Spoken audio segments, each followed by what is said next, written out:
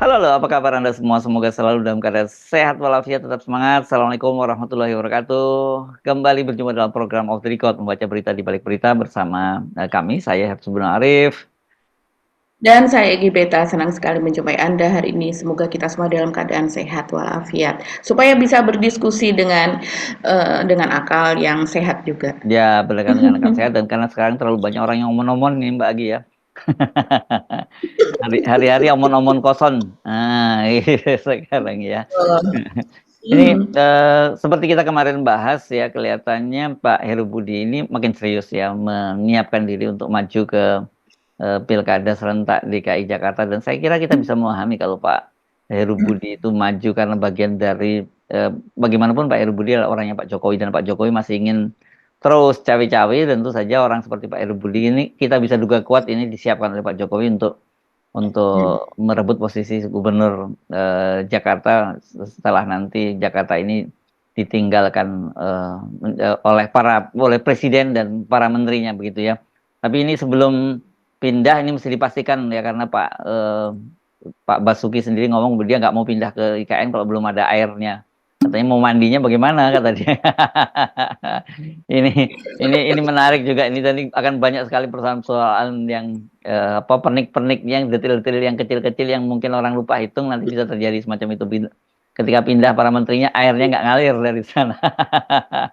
Ya kata Pak ini memang mau mandi botol aqua begitu dari ini menarik, dan soal Pak Heri Budi ini tanda-tandanya memang kelihatannya sudah mempersiapkan, karena kita kemarin membahas soal lembaga survei gitu. Sekarang sudah mulai muncul statement-statement dari para pengamat kebijakan gitu, dan kalau kita cermati ternyata itu statement itu bukan bukan berita seperti pada umumnya, tapi itu advertorial gitu ya, dan advertorial itu kita tahu dong maksudnya untuk apa gitu, untuk memboost nama Pak Heru Budi. Jadi jangan terkejut nanti mungkin sebulan lagi naik lagi elektabilitasnya Heru Budi jadi 70%, naik lagi nanti berikutnya menjadi 80%, 90% sampai 110%, nanti kira-kira gitulah ya tingkat kepuasan publik terhadap Pak Heru Budi begitu. Terutama apalagi warga di kawasan Jakarta Timur dan juga Jakarta Utara yang seumur umur yang selama 5 tahun di eranya Anies itu nggak pernah kebanjiran, sekarang ini jadi kebanjiran, saya kira pasti akan dukung penuh Pak Heru Budi ya. Oke, itu Iya, iya, ini menarik sekali. ya. Mhm. Itu topik yang nanti kita akan bahas. Terus soal UKT itu masih berlanjut ya, Mbak Agi, Mhm. karena sekarang para Iya. netizen tuh kemudian dia biasa sih bongkar-bongkar jejak digitalnya, terutama Pak Jokowi yang pada beberapa waktu yang lalu, belum terlalu lama ya sebenarnya Mbak Agi ya, itu menjelang Pilpres lah kemarin pada bulan Januari Februari itu menjanjikan mengajak para siswa-siswa SMK misalnya itu melanjutkan kuliah gitu, karena pemerintah akan menyediakan UKT kuliah gitu. Dan kalau sekarang kita tahu ribut-ribut soal UKT kuliah di berbagai kampus tuh ya, sebenarnya janji Pak Jokowi itu zong begitu ya. Tapi saya kira Mhm. kalau nggak zong ya itu bukan Pak Jokowi lah, biasalah itu Pak Jokowi. Jadi bukan berita sesungguhnya loh harusnya. Ya kalau Pak Jokowi itu Mhm. janjinya zong itu bukan berita. Tapi karena beliau adalah seorang seorang presiden, ya nggak mau nggak mau itu jadi layak berita gitu loh Mbak Agi. Ya, menarik sekali Mas Ersu. Jadi memang yang pertama tadi soal Pak Heru Budi ya, eee, dia mengatakan gitu kan kalau saya baca berita yang Mas Heru Hmm, maksud itu, hmm, sudah berhasil menjalankan tugasnya sebagai gubernur gitu ya, hmm, PLT DKI Jakarta begitu yang berkeadilan. Tapi pada saat yang sama ketika berita advertorial itu tadi, muncul ya di salah satu media nasional, ternyata pada hari yang sama itu terjadi penggerudukan Kampung Bayam, Mas ya. Hersu. Dan Hmm, kemudian terjadi insiden kericuhan dan sebagainya. Dan tadi malam mereka itu diberikan waktu 30 menit setelah akhirnya bernegosiasi begitu ya dengan Jakpro, dan kemudian akhirnya mereka diusir dari lokasi tempat mereka berada di rusun ini. Nanti mungkin perlu kita diskusikan lebih mendalam bagaimana soal Kampung Bayam ini. Tentu saja kalau dari pihak masyarakat begitu ya, berbagai pengamat juga mengatakan itu jauh dari rasa keadilan karena mereka seharusnya memang sudah dijanjikan sejak masa Anies begitu prosesnya kan demikian, untuk mereka tinggal di kampung di rumah susun bayam begitu yang sudah selesai dibangun. Nah, kemudian yang kedua ini adalah soal UKT ya Mas Erzo. Ini memang menarik kalau seandainya kita kemudian menelusur ke belakang bagaimana Nadiem itu sebelumnya mengklaim bahwa dia yang mengerti masa depan gitu. Mungkin dia memang bukan guru, dia bukan dengan latar belakang sebagai seorang pengajar, pendidik begitu ya, tapi saya adalah orang yang mengerti masa depan begitu. Jadi dia Ini mengerti fortune teller gitu Mbak maksudnya ya? ya, maksudnya mengerti masa depan itu apa yang dibutuhkan Indonesia, Oh, pendidikan macam kirain fortune apa teller begitu gitu ya. atau cenayang gitu bukan ya? Iya, kalau itu peramal ya. Hmm. Iya, tapi kurang lebih bisa dilihat seperti itu kalau dia mengklaim seperti itu ya Mas Hersu. Artinya tahu apa kebutuhan yang dibutuhkan sehingga pendidikan macam apa yang akan diterapkan dan bagaimana cara mengelola pendidikan tersebut. Nah, ini menarik juga apa sih yang dia katakan secara lengkap dan juga apa yang dijanjikan oleh Pak Jokowi begitu ya sehingga katanya akan memberikan pendidikan bantuan begitu kan, bantuan pendidikan untuk semua anak-anak Indonesia. Tapi kenyataannya ternyata yaitu banyak yang omon-omon saja kalau melihat kisruh saat ini. Dan yang menarik lagi yang lainnya adalah mungkin ini sudah selesai ya Mas Hersu World Water Forum itu yang ada Ya di ya di Bali. Bali. Hmm. Yang ada di Bali. Yang kita tahu itu juga sempat ricuh di luar itu ya karena ada People Water Forum juga itu Hmm. ketika digelar WWF itu juga digelar People Water Forum atau PWF itu dan kemudian di sana sempat dibubarkan orang-orang yang datang dari LSM, para aktivis, para apa namanya peneliti begitu ya, yang di mana mereka ini adalah kumpulan orang yang concern begitu ya terhadap hal-hal yang berbau terhadap air dan ketidakadilan gitu, di mana kita tahu kan seperti industri apa dan sebagainya yang kemudian dilakukan oleh tidak hanya pemerintah Indonesia tapi juga pemerintah di dunia, yaitu yang kemudian mengorbankan manusianya, yang mengorbankan sumber air, dikangkanginya sumber air itu oleh industri dan sebagainya begitu. Itu salah satu yang kemarin mencuat tapi rupanya tidak banyak begitu Mas Hersu terungkap. Tapi selain itu juga soal keengganan Elon Musk begitu ya, yang saat ini Starlink-nya sudah masuk ke Indonesia, yang kemudian diungkap oleh Menkominfo yaitu Budi Ari bahwa dia belum memiliki kantor di Indonesia begitu, belum memiliki kantor di Indonesia yang artinya biasanya sebuah apa ya sebuah industri atau investasi yang masuk ke Indonesia begitu Mas Hersu dalam hal ini kan menyasar pasar Indonesia begitu, seharusnya dia sudah ada ketentuan tersendiri misalnya seperti suku cadang lokal misalnya sekian persen dan sebagainya, tapi itu bisa di apa dalam bentuk yang lain, bisa diberikan dalam bentuk yang lain seperti yang dilakukan oleh Apple misalnya, bukan buku cadangnya tapi alokasi dana sekian itu dibuat untuk pelatihan misalnya seperti itu. Tapi itu belum ada komitmen dari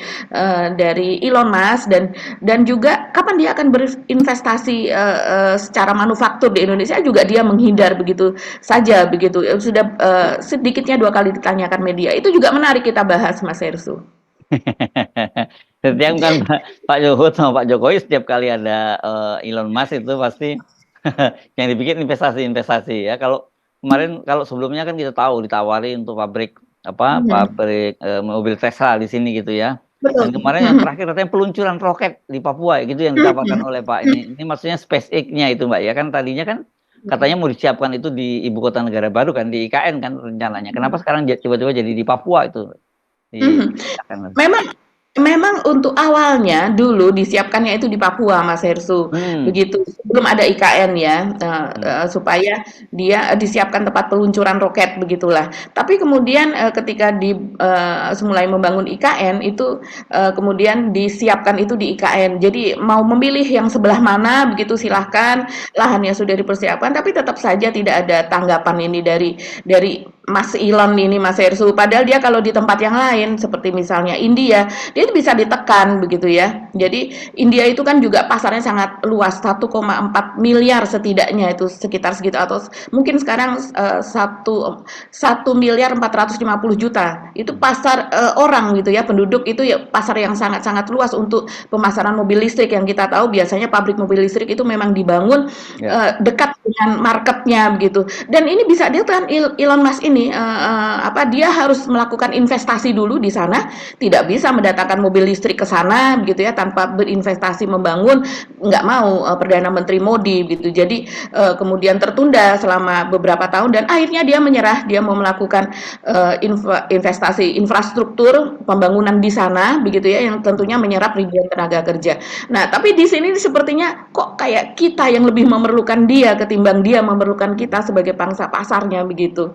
Ini saya jadi teringat juga soal investasi IKN itu ya. Ini sekarang justru malah dia udah masuk duluan Starlink-nya ke kita gitu, tapi soal investasi lebih lanjut dia tidak ada. Sama dengan saya para pengusaha Singapura yang waktu itu rame-rame meninjau ke IKN kan pada waktu itu. Ya. Dan kita kan waktu itu mencurigai berkaitan itu nanti tukar tambahnya adalah izin ekspor pasir dari Indonesia. Nah, ketika kuota ekspor pasirnya dibuka, dan ternyata kemudian sampai sekarang juga tidak ada pengusaha Singapura yang masuk ke IKN kan, dan itu udah bisa kita duga ya, Mbak Agi. Ya. Iya iya, ini memang, apa, seperti Mas Yesus selalu bilang, ini omon-omon melulu begitu ya. Bahkan sekarang ini kalau untuk, internet, kita mungkin tuntaskan dulu yang Starlink ini saja, jadi tinggal 2 topik lagi ya Mas Yersu. Jadi, untuk Starlink ini malah banyak pengamat begitu ya Mas Yersu, ahli komunikasi juga yang khawatir begitu ya mengenai nasib provider dalam negeri begitu ya. Karena memang, Starlink ini kalau saya kemudian kemarin tertarik untuk bertanya-tanya karena memang ada ribuan puskesmas yang nanti akan dihandle. Puskesmas ini kan tidak selalu ada di 3T, itu terluar, terpencil, begitu, terdepan apa dan sebagainya, tapi juga ada di tengah kota begitu. Dan selama ini saya tanya beberapa orang, kebetulan saya punya saudara juga sebagai kepala puskesmas, mereka memakai apa selama ini? Ternyata salah satunya mereka memakai IndiHome begitu. Yang kemudian kalau seandainya ada Starlink ini tentu saja mereka berpindah. Ini salah satu pasarnya menjadi market yang nggak perlu mencari lagi. Ini artinya nggak usah susah-susah lagi. Kalau di mana orang berinvestasi harus mencari marketnya kan Mas Irsu, mereka harus promo apa dan sebagainya. Tapi kalau sudah di endorse pemerintah seperti ini, ya artinya mereka bisa langsung masuk ke puskesmas ya dengan dalih bahwa ini adalah merupakan salah satu apa sarana sosial begitu ya, sarana berkomunikasi dengan melalui satelit yang tanpa hambatan. Padahal ini dia kalau menurut Menteri Kominfo Budi Ari ini dia menyentil ya pada saat itu di Bali, dia mengatakan bahwa Starlink ini beroperasi tapi belum bayar pajak dan juga belum buka kantor di Republik Indonesia ini begitu. Ini luar biasa sekali dia katakan secara terbuka dan kita tahu Budi Ari kalau mengatakan sambil tertawa-tawa begitu ya, dan tidak ada yang membantah pernyataannya tersebut. Padahal apapun kalau yang masuk ke Indonesia ini kan dia harus bayar pajak terlebih dahulu. Kemudian ada komitmen secara bertahap untuk penggunaan apa namanya suku cadang lokal yang nantinya walaupun dia kalau tidak membangun manufaktur atau apa bisa dikonversi ke dalam bentuk pendidikan, sarana sosial dan sebagainya begitu ya.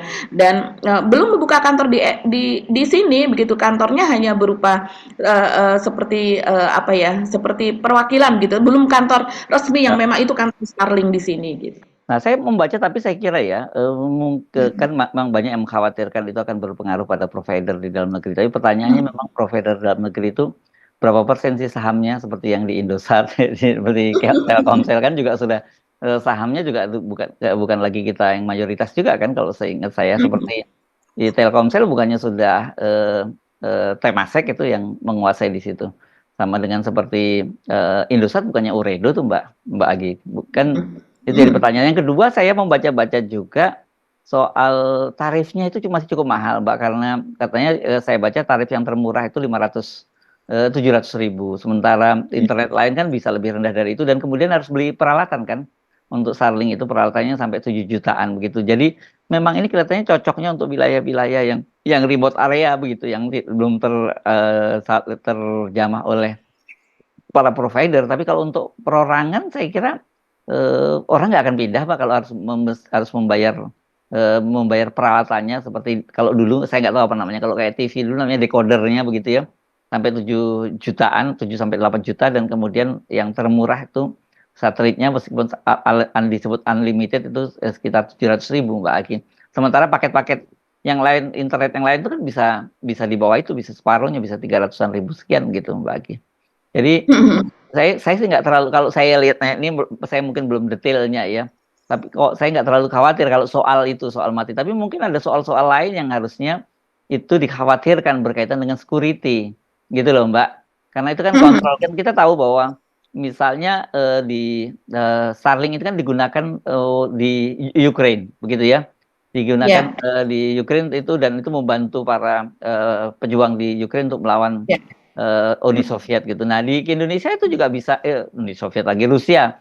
Di Indonesia saya kira itu Mhm. juga bisa terjadi, misalnya katakanlah dalam dalam kasus ini misalnya sekarang OPM di Papua begitu ya. Itu juga saya kira perlu diantisipasi yang soal-soal macam itu, karena kemudian kontrolnya kan tidak lagi di pemerintah Indonesia, itu masih tetap kontrolnya dikendali oleh Elon Musk dan perusahaannya gitu.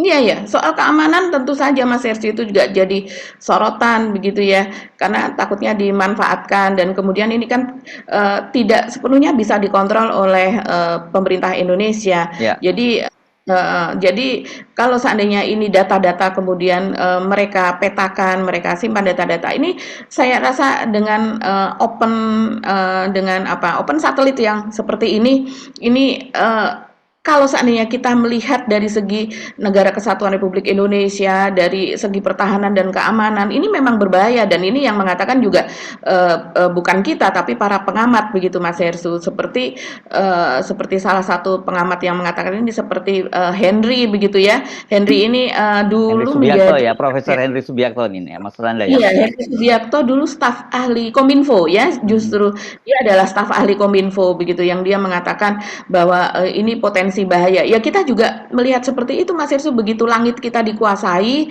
oleh benda asing yang dengan kemampuan yang begitu canggih, apakah kita tidak khawatir begitu berbagai data itu akan dapat terlihat dengan telanjang begitu saja begitu ya.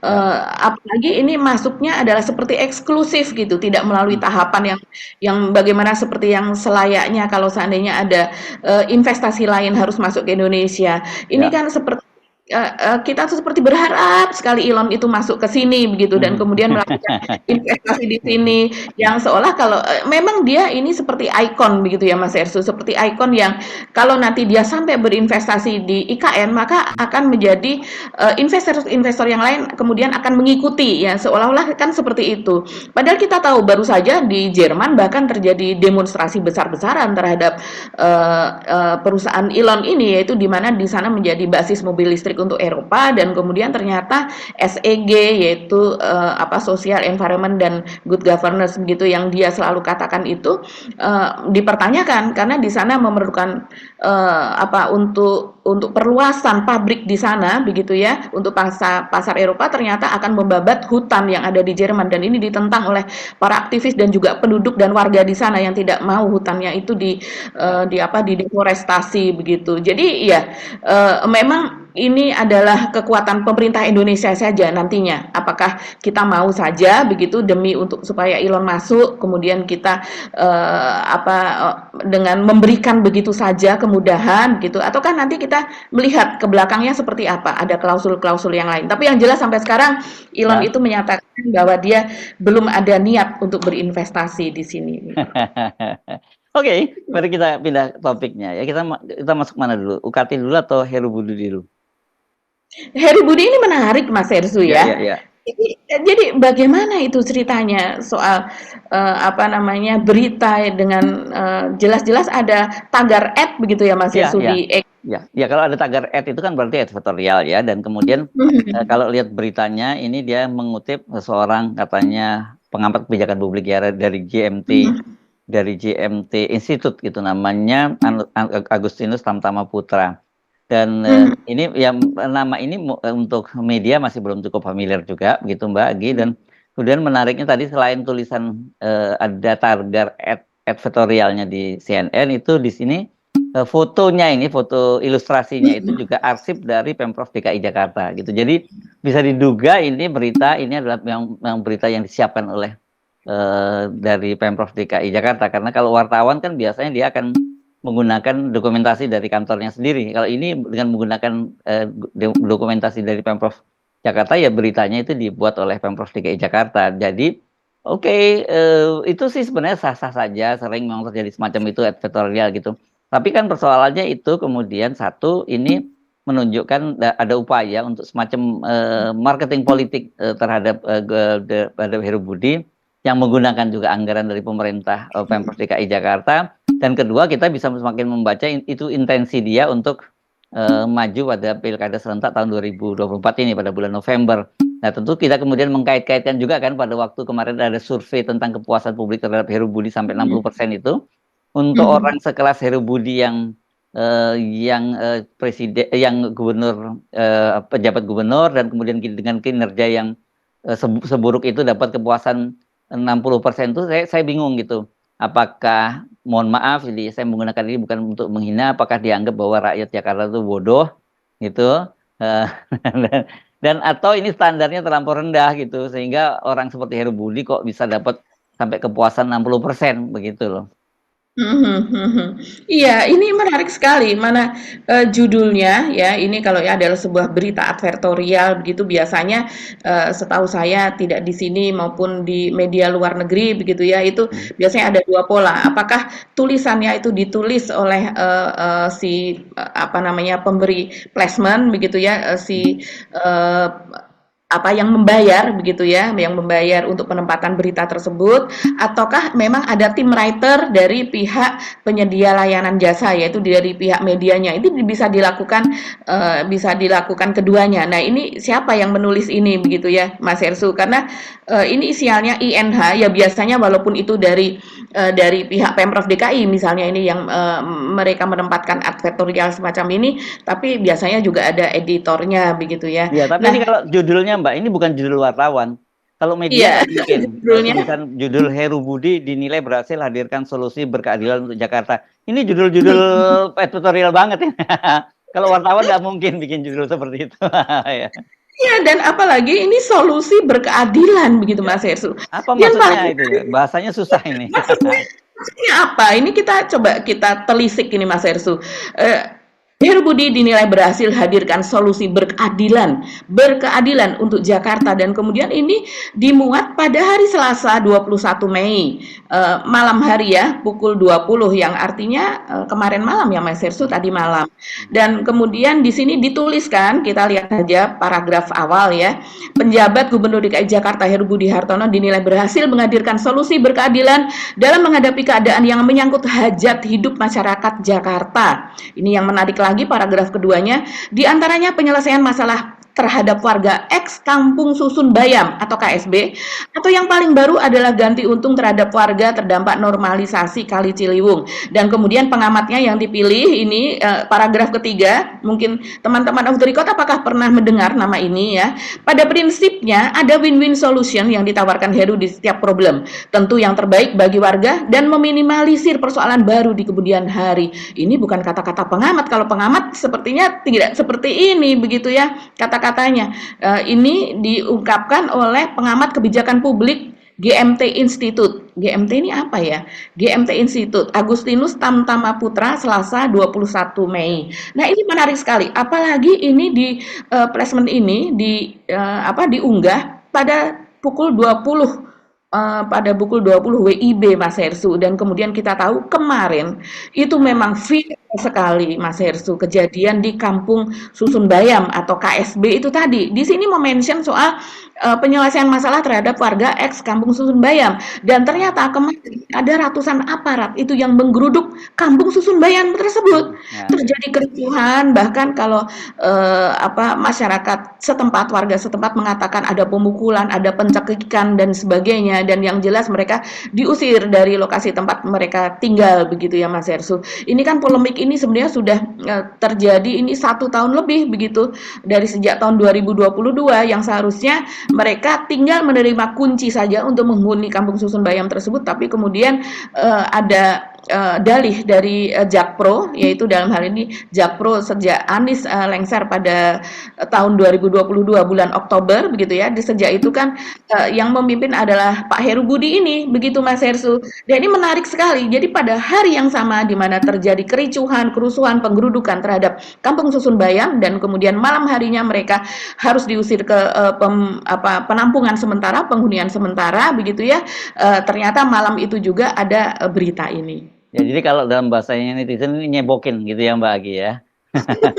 Ya, ya Iya tapi kan iya. itu kontras orang kan tentu saja begini loh, berita omon-omon seperti ini ya, berita adventure Mhm. semacam ini tentu buat buat publik tidak semenarik peristiwanya sendiri ya, yang peristiwa Iya. terjadi pengusiran warga Kampung Bayam itu kan viral banget Mbak, saya lihat di media sosial tuh banyak sekali bertebaran video-videonya bahkan begitu ya.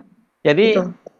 ya kalau gitu dugaan kita mungkin diperluas kalau tadinya sekedar ini bahwa ini merupakan marketing politik, ini political branding untuk Heru Budi, ini Mhm. sekaligus untuk nyebokin karena ada peristiwa yang terjadi di Kampung Susun itu. Saya kira dalam kalau strategi komunikasi politiknya atau marketing politiknya seperti itu ya berat karena sekarang ini kan media-media online itu sudah bukan jadi media mainstream lagi. Yang disebut sebagai media Iya. mainstream itu ya media sosial kan begitu.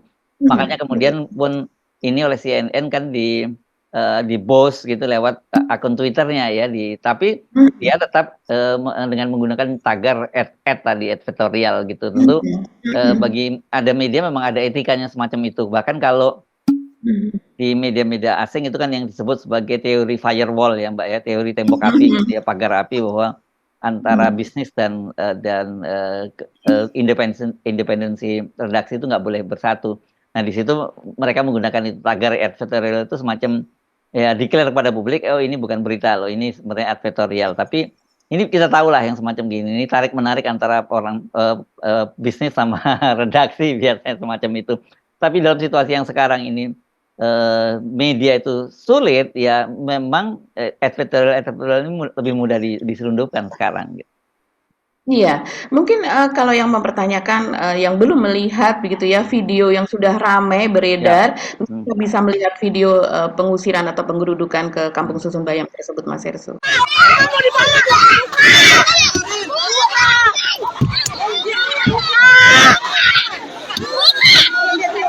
Buka nggak? Buka. Buka. Ini semuanya tarik-tarik paksa 10 menit kita dikasih waktu.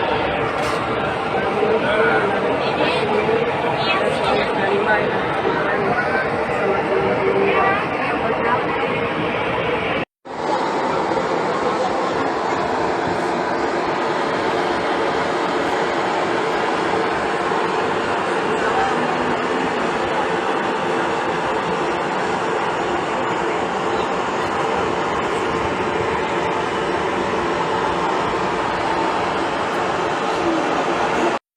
Abang tolong Pak cepetan ke sini.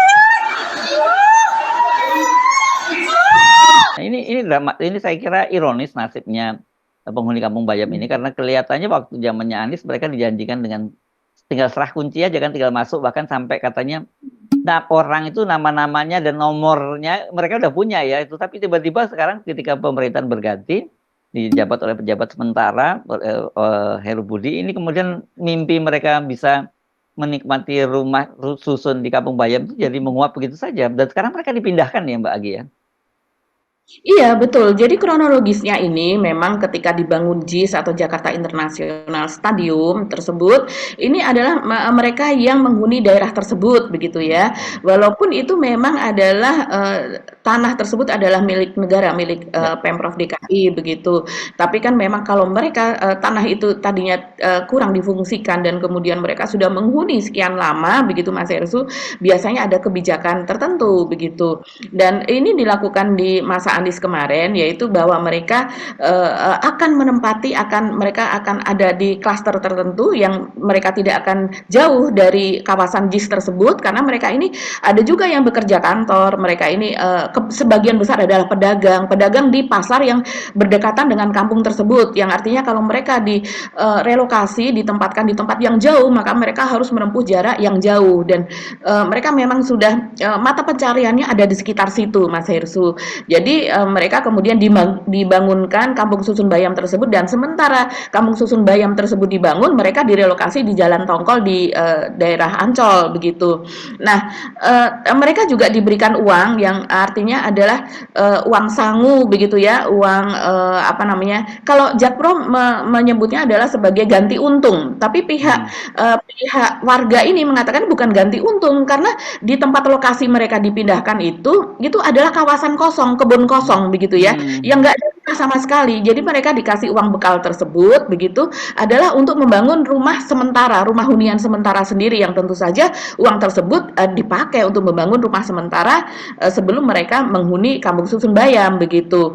Jadi mereka mengklaim ganti rugi yang sebenarnya atas tanah dan rumah yang mereka bangun di sekitar itu juga belum ada begitu Mas Hersu. Nah, ketika mereka kemudian Kampung Susun Bayam itu sudah jadi begitu ya, mereka ini sudah mendapatkan surat begitu ya, sudah mendapatkan surat ketetapan dan kemudian unitnya juga mereka masing-masing kakak itu sudah nomor unitnya, alamatnya mereka sudah tahu menempati unit berapa, lantai berapa dan sebagainya. Tapi kemudian ketika rumah itu sudah jadi pada bulan Maret 2023 begitu ya. Karena Kampung Susun Bayam sudah diresmikan Anies pada bulan Oktober 2022 dan ketika sudah betul-betul jadi ternyata mereka tidak juga diperbolehkan untuk masuk sehingga akhirnya mereka memaksa masuk ke hunian tersebut dan memaksa masuknya begitu tentu saja mereka mengatakan untuk menghindari apa namanya mereka melakukan tindak pidana dituduh seperti itu begitu ya. Jadi mereka memanggil ahli kunci untuk membuka kunci-kunci pintu yang ada di unit rusun tersebut dan akhirnya sebagian itu mereka menempati. Nah, tadi kemarin dan kemudian dilanjutkan tadi malam itu mereka diusir dari Kampung Susun Bayam tersebut. Sebetulnya Kampung Susun Bayam itu juga fasilitas listrik, air dan segalanya juga dimatikan Mas Hersu. Makanya kita tahu ketika Humanis yaitu pendukung Anies anak-anak muda ketika itu ingin memberikan bantuan berupa air saja itu dihalang-halangi oleh keamanan begitu ya. Dan tapi akhirnya dengan negosiasi mereka berhasil. Nah, tadi malam mereka ini akhirnya berhasil diusir dari hunian tersebut dan kemudian disuruh kembali ke hunian sementara itu karena hasil negosiasi warga dengan pihak Jakpro. Nah ini menariknya adalah ada ketua kelompok tani dari Kampung Bayam ini begitu ya karena mereka ini sebenarnya juga binaan dari Pemprov. Kalau dibina artinya kan ada pengakuan juga di situ ya.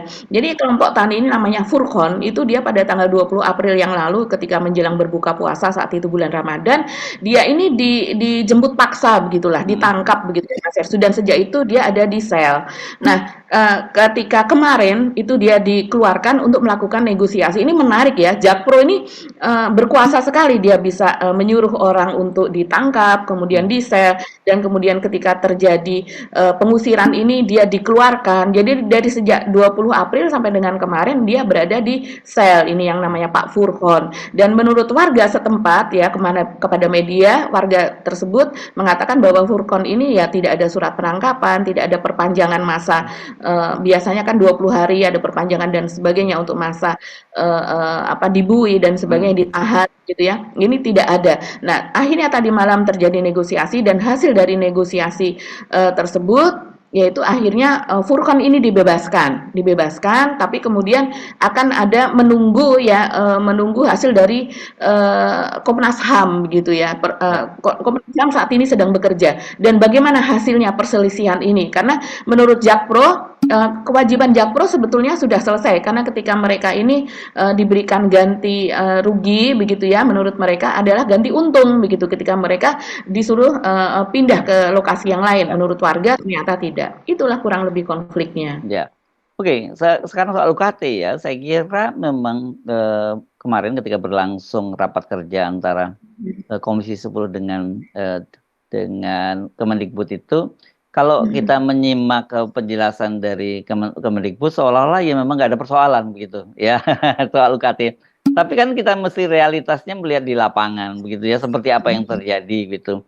Memang anggota Komisi 10 sih nggak segarang misalnya ketika Komisi 2 bertemu dengan KPU gitu ya Mbak ya, karena kan ini mereka sendiri ketersandra kasus dalam tanda petik kan Komisi 10 itu berkaitan dengan pembagian UKT kuliah afirmasi itu yang sempat disoal oleh staf khusus Presiden Billy Mambrasar dan sebelumnya di media sosial itu kan rame banget banyak sekali penerima UKT kuliah itu yang gaya hidupnya nggak sesuai dengan kriteria mereka yang menerima UKT kuliah kan Mbak Agi.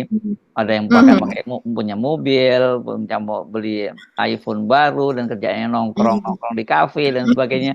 Jadi ya dan kemudian kemarin ada yang mengakui sih memang betul bahwa kami itu menyalurkan UKT itu dan kata dia dan itu kan sesuai dengan peraturan perundang-undangan dan ada yang mengakui itu jelas semua tetap tepat sasaran. Ada seorang anggota yang menyatakan bahwa, "Saya akui bahwa saya memberikan itu kepada anak, ponakan saya. Tapi keponakan saya itu orang tuanya miskin karena dia jadi supir saya," gitu. Kenapa nggak ditanggung aja oleh Pak anggota DPR, ini kan cukuplah kalau cuma bantu keponakannya aja kuliah. Kenapa UKT kuliahnya dikasih ke anaknya, kenapa nggak orang lain yang nggak punya akses saudaranya DPR gitu yang menerima UKT ini. Jadi lucu-lucu juga anggota DPR ini, Mbak Aki. Iya, memang apa yang terjadi kemarin di, Komisi 10 ya, itu, apa ya, seperti semacam dagelan dan sebetulnya kita lihat agak-agak anti klimaks gitu ya, Iya Mas iya memang Hersу. iya, Ya. Iya, seperti apa yang dikatakan oleh Nadiem, yaitu dia mengatakan bahwa UKT ini akan, ditinjau kembali begitu kan Mas Herssu, dan dia, juga mengatakan yang ini banyak sekali dikutip bahwa, UKT atau kenaikan UKT ini hanya berlaku kepada mahasiswa baru dan bukan kepada mereka yang sudah berkuliah, yang artinya mereka yang berkuliah ini akan tetap, memiliki komitmen UKT yang sama begitu. Nah, ini banyak juga mendapatkan tanggapan Mas Herssu. Karena dinilai pernyataan Nadiem tersebut itu adalah dalam rangka untuk memutus link begitu antara si kakak kelas dengan maba yang iya. baru. Karena kita ketahui ini kan yang turun BEM begitu ya, dan BEM ini ada juga yang menyuarakan soal UKT mereka yang sudah berkuliah mungkin tingkat 2, tingkat 3 yang kemudian naik. Ada juga yang mereka memang membela adik-adik ini yang menurut mereka ini anak-anak yang sudah lulus pada tes dan kemudian kalau mereka sampai tidak masuk dan kemudian yang masuk adalah mereka yang kualitasnya lebih rendah, itu nanti akan membahayakan apa namanya masa depan begitu yang dengan kualitas mutu yang lebih rendah dan sebagainya. Nah, ini menarik karena dianggap pernyataan Nadiem tersebut adalah dalam rangka untuk ini bukan masalah untuk mengatakan begitu ya, seperti ini bukan masalah kamu, ini adalah masalah dari anak-anak yang baru. Mecah belah Itu lah ini ya gitu ya. ya, seperti memecah belah, untuk memecah link begitu ya, solidaritas di antara mereka.